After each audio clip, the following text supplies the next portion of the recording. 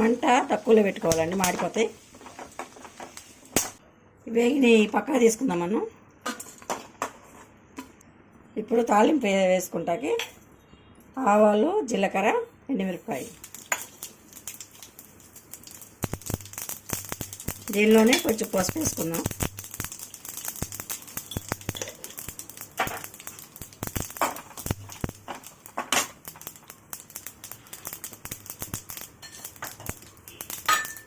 దీనిలోనే కరివేపాకు, పచ్చిమిరపకాయలు, ఉల్లిపాయ. ఇది కొంచెం ఒకసారి ఇలా తిప్పేసేసి స్టవ్ ఆఫ్ చేసేసుకోవాలండి. ఎక్కువ వేగనీయకూడదు. ఇట్లా చేస్తే కొంచెం పచ్చితనం పోతుంది. మనం ఇందాక 1/2 స్పూన్ ఆయిల్ మిగిల్చాం కదండి, అది కూడా వేసుకుందాం ఇప్పుడు. కొంచెం ఇంకొక 1/2 స్పూన్ ఆయిల్ చాలంతే.